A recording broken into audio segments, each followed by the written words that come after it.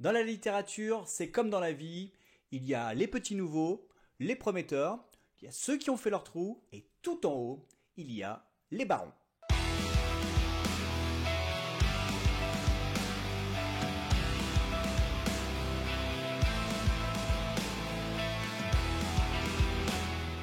Salut les amis et bienvenue sur ma chaîne dans laquelle, vous le savez, je vous parle de livres tout simplement. Alors, je n'aime pas me répéter, mais si vous n'êtes pas abonné, faites-le. C'est très simple, c'est juste en dessous et ça crée un lien entre nous. Au printemps 2023 a eu lieu un phénomène intéressant que j'ai remarqué. C'est l'arrivée dans le même temps d'autrices et d'auteurs très rares, des gens qui sortent très peu de livres, mais qui sont ce que j'appelle des barons. Des maîtres du genre, des incontournables. C'est le cas de Cormac McCarthy, l'auteur culte de La Route ou de No Country for All Men, qui est revenu dernièrement avec un diptyque attendu depuis 15 ans. En France, on a eu Fred Vargas, dont les fans attendaient une nouvelle aventure de l'inspecteur Adamsberg depuis 6 ans.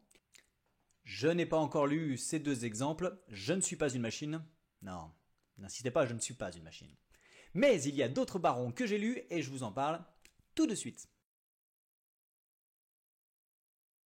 Comme Michael Connelly ou James Ellroy à Los Angeles, Paul Auster à New York, Dennis Lehane est lui l'écrivain de Boston. Alors vous le connaissez tous, même si vous ne l'avez pas lu, vous avez forcément vu des films adaptés de ses livres, Shutter Island, Mystic River ou Ils vivent la nuit. Voilà pourquoi il fait partie des barons. C'est lui aussi un auteur très peu prolifique, cela faisait 6 ans que j'attendais son nouveau bébé et il est là, et autant vous dire sans tarder que Le Silence aux éditions Gallmeister, ça va faire du bruit. Dans les années 70, à Boston donc, pour éviter la discrimination, les autorités ont la fausse bonne idée de vouloir mélanger les deux communautés dans les écoles. À la rentrée, des blancs iront dans les écoles des noirs, et vice versa. Pas bonne l'idée là ? Et l'ambiance, elle est pas du tout tendue. Pendant ce temps, Mary-Pat, l'héroïne, part à la recherche de sa fille qui a disparu. Il va très vite apparaître que les deux affaires sont liées.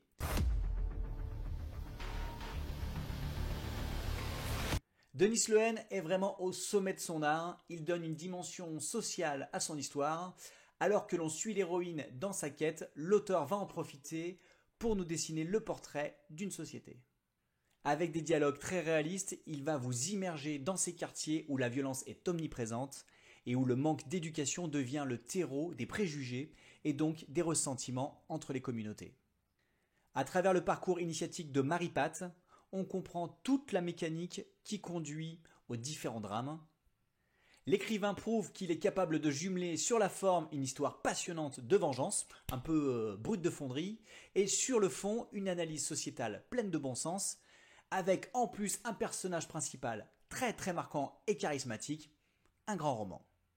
Par contre, j'ai cru voir passer sur les réseaux que Dennis Lehane avait décidé d'arrêter d'écrire pour se consacrer à sa famille. Alors là, j'ai envie de lui dire Dennis, je peux taper Dennis. Dennis, vraiment, le concept de famille, je te jure, c'est surcoté. Je l'ai déjà expliqué dans une vidéo là que tu peux aller voir ici, c'est très instructif. Laisse tomber et écris-nous plutôt un nouveau roman. Voilà le retour de L'Enfant Terrible. Bret Easton Ellis a connu un succès très jeune, à 21 ans, avec moins que 0. Et ensuite, il a enchaîné plusieurs livres marquants, dont le très grand American Psycho, mais aussi Les Lois d'attraction ou Luna Park. Des livres, des scénarios, il n'a jamais cessé de secouer la morale. Chez nous, cela faisait 13 ans qu'il n'avait pas publié une fiction, et j'étais là. Alors attention, ce n'est pas un auteur pour tout le monde. C'est le genre d'écrivain que l'on déteste ou que l'on adore. Il est particulièrement clivant. Son style ne ressemble à aucun autre. Ça fonctionne ou ça ne fonctionne pas. Alors moi, j'avais très peu accroché à moins que 0. Alors vu que je commençais juste vraiment à lire, peut-être que c'était mon manque de pratique ou d'expérience. Par contre, quelques temps après, j'avais été scotché par American Psycho. Alors une véritable claque, comme quoi... il faut persister.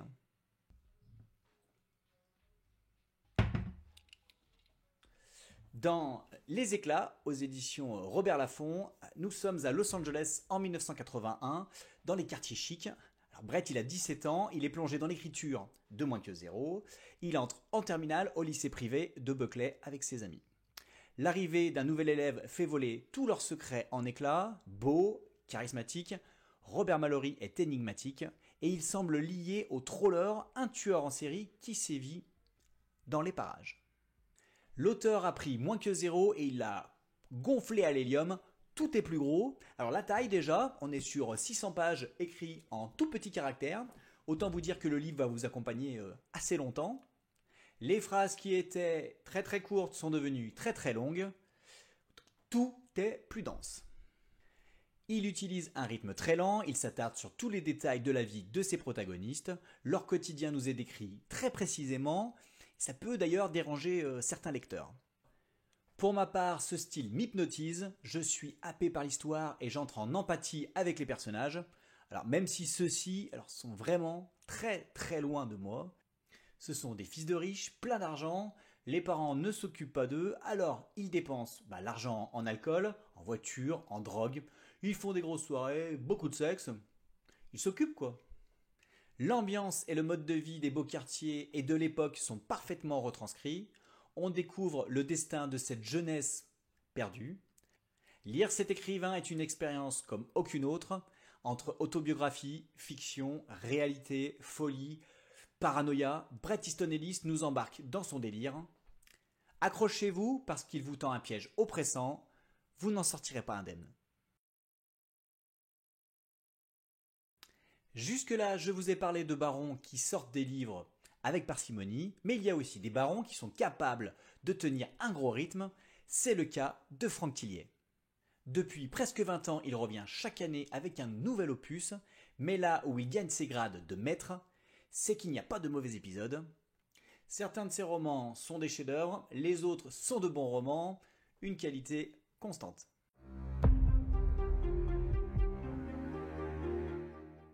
La Faille, son dernier opus aux éditions Fleuve Noir, il déroge pas à la règle.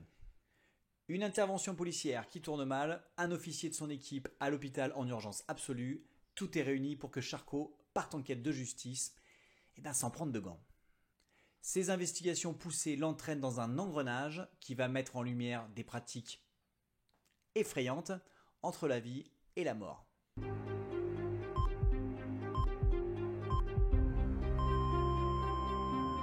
Alors, on retrouve bien sûr nos enquêteurs préférés Lucie Bell et Franck Charcot, que l'on a connus séparément et qui depuis se sont réunis. C'est toujours un plaisir de suivre leur évolution. On a vécu tellement d'émotions avec eux qu'on s'y attache finalement. Alors n'ayez pas peur, si vous n'avez jamais lu cette série, ce livre se lit très facilement tout seul. On retrouve aussi l'efficacité qui est le ressenti principal des lectures de l'auteur. Alors, un rythme fou, cadencé par des chapitres courts, des rebondissements en veux-tu, en voilà, une écriture agréable, sans contrainte, un scénario complexe mais parfaitement accessible. Vous obtenez un thriller scientifique de haut vol, comme sait si bien le faire l'auteur. Après la mémoire, la violence, c'est la mort qui est au centre du mystère. Alors, je vous l'accorde, c'est pas très joyeux, mais comme d'habitude, l'aventure est très bien documentée, vous allez donc apprendre beaucoup de choses. En plus, vous allez vous faire des frayeurs. Après l'ouverture, vous ne pourrez plus lâcher ce livre. Encore une belle réussite du baron. Avant de vous dire au revoir, une petite parenthèse pour vous dire que j'ai tellement aimé ces livres que j'en parle dans un podcast de Bipolar, Un certain goût du noir, alors je crois que c'est le numéro 154, un podcast qui est disponible sur toutes les plateformes et dans lequel, avec des amis blogueurs et blogueuses, on revient tous les mois, donc vous pouvez venir nous écouter tous les mois, pour parler polar et donner des conseils lecture. Allez écouter, on y prend du plaisir et c'est super convivial. J'en ai terminé pour aujourd'hui, je vous souhaite une bonne journée, de bonnes lectures, à bientôt, je vous quitte.